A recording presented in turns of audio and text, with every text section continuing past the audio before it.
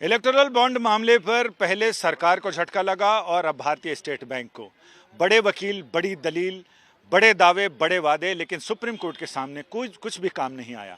Supreme court ने साफ कर दिया कि 3 महीने तो क्या, 3 हफ्ते भी नहीं, 3 दिन भी नहीं, सुप्रीम कोर्ट ने भारतीय स्टेट बैंक को सिर्फ 1 दिन का समय दिया है और ये कहा है कि जितना डेटा है वो सारा इलेक्शन कमीशन यानी भारतीय निर्वाचन आयोग के साथ शेयर किया जाए। निर्वाचन आयोग को भी पिछली बार जैसे 10 दिनों का टाइम दिया था, लेकिन इस बार 3 दिनों का टाइम दिया है और ये कहा है कि 15 मार्च तक निर्वाचन आयोग अपनी वेबसाइट पर भारतीय स्टेट बैंक से मिले डेटा को सार्वजनिक कर दे, यानी वहां प्रकाशित कर दे। इसके साथ ही कोर्ट ने यह भी कहा कि भारतीय स्टेट बैंक के खिलाफ कोर्ट के आदेश की अवमानना के लिए कार्रवाई शुरू करने के लिए एडीआर और सीपीआई ने पिटीशन डाली है, अर्जी डाली है। कोर्ट ने चेतावनी दी है भारतीय स्टेट बैंक को कि ये हमारी आखिरी चेतावनी है, यानी अब हमारे आदेश का पालन नहीं हुआ तो कोर्ट की अवमानना की कार्रवाई भारतीय स्टेट बैंक के खिलाफ शुरू की जाएगी और फिर भारतीय स्टेट बैंक इस बारे में अपना भविष्य देख ले।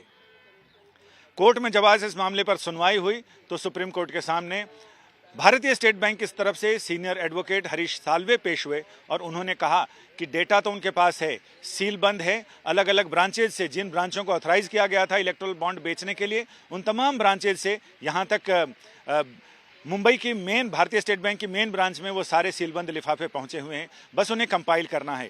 5 साल का डेटा है, लिहाजा 5 साल के डेटा को कंपाइल करने में समय तो लगेगा ही। लेकिन कोर्ट ने साफ किया कि इसमें आपने पिछले 26 दिनों में क्या किया है ये आप हमें बताइए। तब इनका भारतीय स्टेट बैंक की ये दलील थी कि हमने सारे डेटा को कंपाइल करना शुरू कर दिया है, लेकिन कोर्ट अगर बहुत जल्दी में जानकारी चाहता है तो 3 महीने ही नहीं, कम से कम 3 हफ्ते हमें दे दे, जिसमें हम बेसिक जानकारी दे सकते हैं। बॉन्ड खरीदने वाले का नाम, बॉन्ड की संख्या और बॉन्ड की रकम, ये जानकारी हम 3 हफ्ते में दे सकते हैं। लेकिन भारतीय स्टेट बैंक को किसी भी तरह की रियायत, मोहलत देने से सुप्रीम कोर्ट ने साफ इनकार कर दिया। कोर्ट ने कहा कि संविधान पीठ का आदेश है, लिहाजा आपको पालन करना पड़ेगा, इसमें हम आपको कोई छूट नहीं दे सकते हैं।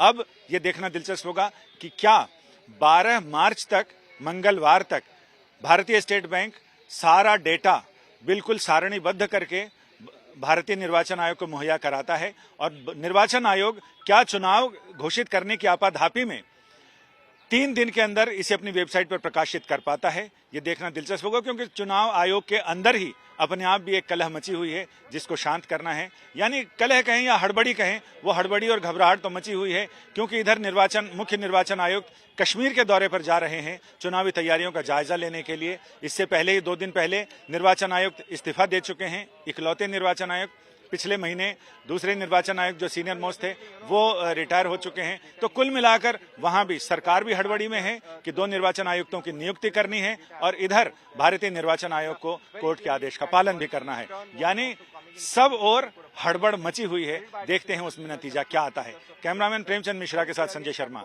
दिल्ली, आज तक।